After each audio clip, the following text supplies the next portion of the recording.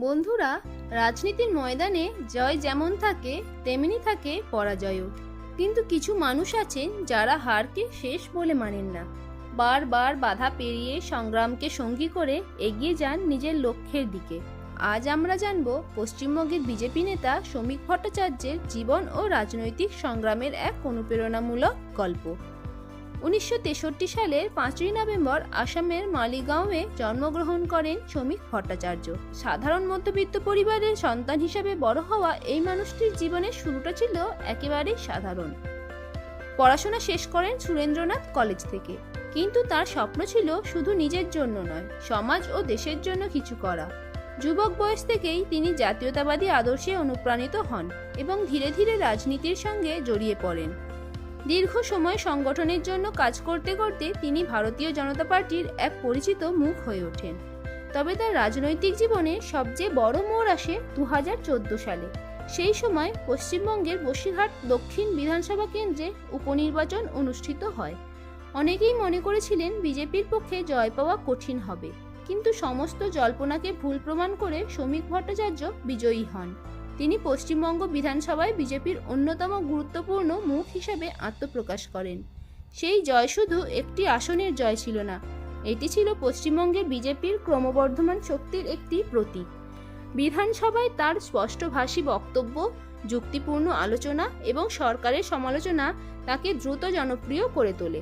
কিন্তু রাজনীতির পথ কখনো সরল নয়। 2016 সালের বিধানসভা নির্বাচনে তিনি আবারও বসিরহাট দক্ষিণ থেকে প্রতিদ্বন্দ্বিতা করেন। এবার ফলাফল তার পক্ষে যায়নি। অল্প ব্যবধানে তাকে পরাজয়ের মুখ দেখতে হয়। অনেকের কাছে এই হার ছিল রাজনৈতিক ক্যারিয়ারের বড় ধাক্কা, কিন্তু শ্রমিক ভট্টাচার্য থেমে যাননি। তিনি বিশ্বাস করতেন একজন প্রকৃত রাজনীতিবিদদের শক্তি শুধু জয়ে নয়, পরাজয়ের পর ঘুরে দাঁড়ানোর মধ্যেই লুকিয়ে থাকে। 2019 সালে তিনি আরও বড় চ্যালেঞ্জ গ্রহণ করেন। বিজেপির প্রার্থী হিসেবে দমদম লোকসভা কেন্দ্রে লড়াই করেন। তার প্রতিপক্ষ ছিলেন প্রবীণ রাজনীতিবিদ সৌগত রয়। প্রচারে তিনি সর্বশক্তি উজাড় করে দেন, কিন্তু শেষ পর্যন্ত জয় অধরাই থেকে যায়। আবারও পরাজয়। অনেকেই ভাবতে শুরু করেছিলেন হয়তো তার রাজনৈতিক উত্থান থেমে গেছে, কিন্তু ইতিহাস বলে সত্যিকারের যোদ্ধারা পরাজয়ের হিসাব রাখেন না, তারা শুধু পরবর্তী লড়াইয়ের প্রস্তুতি নেন। 2021 সালের পশ্চিমবঙ্গ বিধানসভা নির্বাচনেও তিনি লড়াই করেন।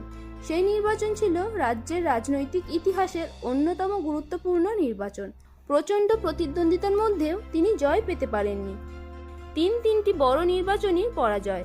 কিন্তু এখানেই শ্রমিক ভট্টাচার্যের গল্প অন্যদের থেকে আলাদা হয়ে যায়। নির্বাচনে হারলেও তিনি দলের প্রতি তার নিষ্ঠা ও সংগঠনের কাজ চালিয়ে যান। বিজেপির রাজ্য মুখপাত্র হিসেবে তিনি দীর্ঘদিন দলের বক্তব্য মানুষের সামনে তুলে ধরেন। টেলিভিশন বিতর্ক, রাজনৈতিক আলোচনা কিংবা সংবাদ মাধ্যম, সব জায়গাতেই তার উপস্থিতি ছিল দৃঢ় ও আত্মবিশ্বাসী। এই ধারাবাহিক পরিশ্রমের ফল অবশেষে 2024 সালে আসে। ভারতীয় জনতা পার্টি তাকে পশ্চিমবঙ্গ থেকে রাজ্যসভার সদস্য হিসেবে মনোনীত করে। বহু বছরের সংগ্রাম, ত্যাগ এবং নিষ্ঠার স্বীকৃতি হিসাবে তিনি ভারতের সংসদের উচ্চকক্ষে প্রবেশ করেন। এ যেন এক অসাধারণ প্রত্যাবর্তনের গল্প। যে মানুষটি একের পর এক নির্বাচনে পরাজিত হয়েছিলেন, তিনি শেষ পর্যন্ত দেশের সর্বোচ্চ আইন প্রণয়নকারী প্রতিষ্ঠানের অন্যতম সদস্য হয়ে উঠলেন। এরপর 2025 সালে তিনি আরও বড় দায়িত্ব পান। তাকে পশ্চিমবঙ্গ বিজেপির রাজ্য সভাপতি করা হয়। এই পদে আসীন হওয়া শুধু তার ব্যক্তিগত সাফল্য নয়, বরং দলের কাছে তার গ্রহণযোগ্যতা ও নেতৃত্বের ক্ষমতারও স্বীকৃতি। আজ শ্রমিক ভট্টাচার্যের জীবন আমাদের একটি গুরুত্বপূর্ণ শিক্ষা দেয়। সফলতা সবসময় সরাসরি আসে না। কখনো কখনো সাফল্যের আগে আসে একাধিক ব্যর্থতা, হতাশা এবং কঠিন পরীক্ষা। কিন্তু যারা নিজের লক্ষ্য থেকে সরে যান না, যারা প্রতিকূলতার মধ্যেও লড়াই চালিয়ে যান, শেষ পর্যন্ত তারাই ইতিহাস রচনা করেন। পরাজয়কে শক্তিতে রূপান্তরিত করে রাজ্যসভা পর্যন্ত পৌঁছে যাওয়া শ্রমিক ভট্টাচার্যের গল্প তাই শুধু একজন রাজনীতিবিদের গল্প নয়, এটি অধ্যাবসায়, আত্মবিশ্বাস এবং অদম্য মানসিক শক্তির এক জীবন্ত উদাহরণ। জীবনে হার আসবেই, বাধা আসবেই, কিন্তু মনে রাখবেন শেষ পর্যন্ত জয়ী সেই মানুষই হয় যে হার মেনেও পথ চলা বন্ধ করে না। শ্রমিক ভট্টাচার্যের জীবন সেই সত্যেরই এক উজ্জ্বল উদাহরণ। ভিডিওটি ভালো লাগলে লাইক করবেন, শেয়ার করবেন এবং চ্যানেলটি সাবস্ক্রাইব করবেন, যাতে আমি আরও সুন্দর সুন্দর ভিডিও আপনাদের সামনে উপস্থাপন করতে পারি। এবং কমেন্টে জানান শ্রমিক ভট্টাচার্যকে রাজনৈতিক নেতা হিসাবে আপনাদের কেমন লাগে। ধন্যবাদ।